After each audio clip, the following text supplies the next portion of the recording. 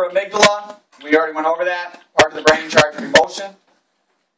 Here's the one, general adaptation syndrome. All you have to remember tomorrow, are you stressed? A for alarm, R for resistive, E for exhaustion. Now, looking up there really quick. Which stage are you in when you immediately find out you got fired from work? What stage are you in when you go home and try to explain to your wife or your husband why you're not working anymore? Resistive. What stage are you going to be in if 3 weeks later you still haven't got a job and you start to get sick? And, one of those is going to be your question tomorrow. Alright, now, type A personality is kind of a connection. You have to be able to connect type A to coronary heart disease. Okay? Why? Because type A are high-strung people, impatient, and always kind of living on the edge. Catharsis theory, here's the thing. You want to know what catharsis theory is? Why some of you work out. Because when you work out, you get rid of some of your aggression. And you want to know a good example, if you want to write this down for catharsis, this will help you tomorrow. When someone says, I need to work out, I'm so mad. That's catharsis. You're finding a social, acceptable outlet. Okay? Or simply, your pent-up aggression. You want to know? There's a reason why. I don't want to go into this too much today. There's a reason why mosh pits came out in the 90s more than any other decade. Because the 90s were not, happy music like the 80s or the 70s. Mosh pits were an acceptable way to get out your aggression. People were mad at the world. They didn't care what band is playing. They would go, whatever, bump into people. I could say other things, but we're recording this. Now, developmental psychology. Okay, the tough question up there, temperament. Here's the thing on temperament. You're born with temperament. Listen how I say this. It'll help you tomorrow. Temperament guides the way for certain personalities to develop. If you have an easy temperament, you're going to develop into a caring personality, a nice personality. Temperament is what you're born with. Alright? Golden Retrievers have a nice temperament. Okay, they have a good temperament. So it makes them easy for them to be dependable and so on. Temperament is what they're given. Okay, which guides the way for certain things to develop. Now, in terms of Piaget's theory, I think you guys know this pretty well.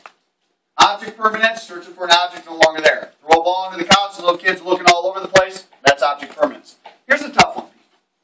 Egocentrism is occurring during the pre-operational stage. This is your typical 4 or 5-year-old who blocks the TV. And when you say move, they say what? They don't understand you're blocking the TV.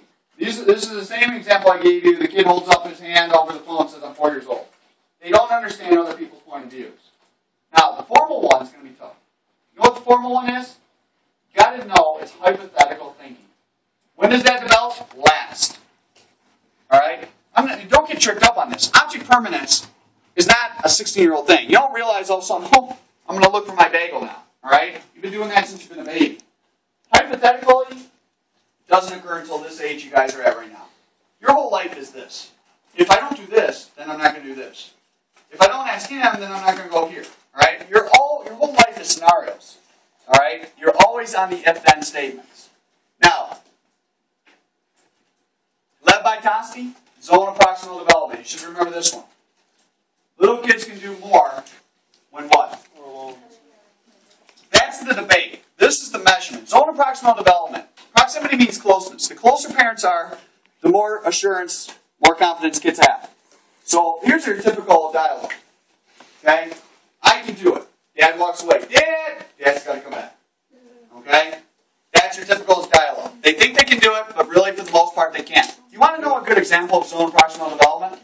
Make it quick, Mr. Flannery and Tart. Homesickness. To be honest with you. Because they're not close to their family.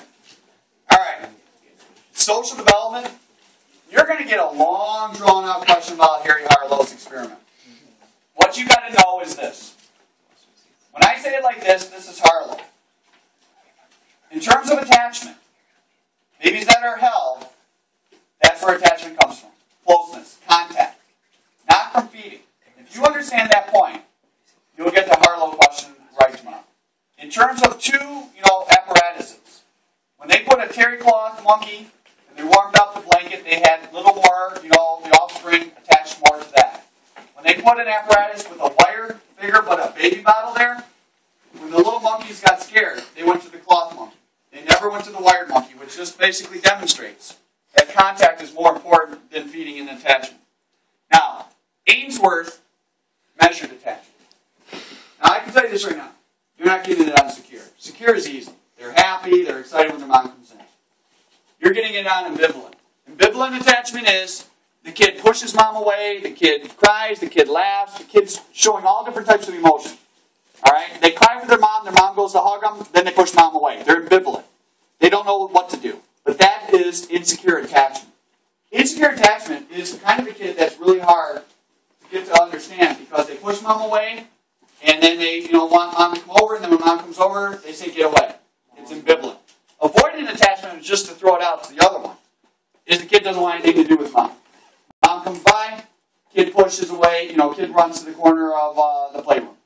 Alright, that's avoidant. Notice why I said ambivalent. That's a tough question. You guys are going to get a little bit of an easier one tomorrow now that you know it.